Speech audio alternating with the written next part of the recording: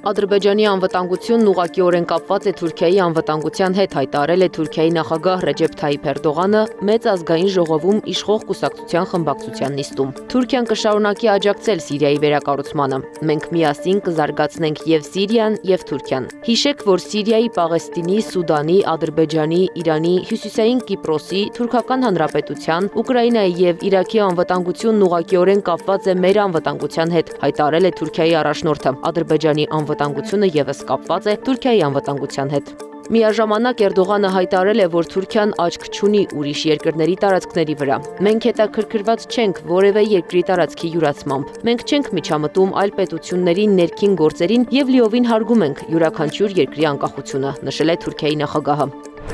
Լիտվան Ռուսաստանին նոր բողոքի նոտա է հղել, դատապարտելով Ուկրաինայի վերջին հրետակոծությունը եւ նշելով Կիևում Ադրբեջանի դեսպանատանը հասցված վնասը։ Նոտայում նշվում է, որ նոյեմբերի 14-ին Ռուսաստանի կողմից Կիևում Ադրբեջանի դեսպանատանը հասցված հարվածը զգալի վնասել է շինությունը, ինչը Վիլնյուսը համարում է դիվանագիտական հարաբերությունների մասին Վիեննայի կոնվենցիայի կոպիտ խախտում։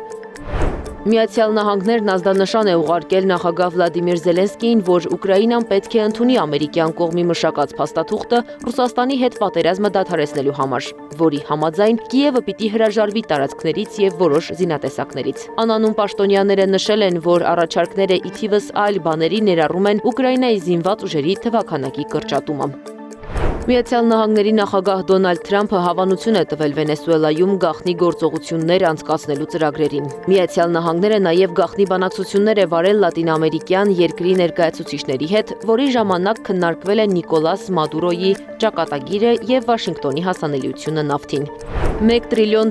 բոնուս ստանալու արդյունքում Իլոն Մասկը հաջորդ 10 տարիների ընթացքում տարեկան ավելի շատ կվաստակի, քան Միացյալ Նահանգների բոլոր տարրական դպրոցների ուսուցիչները միասին վերցրած, հաշվել է Washington Post-ը։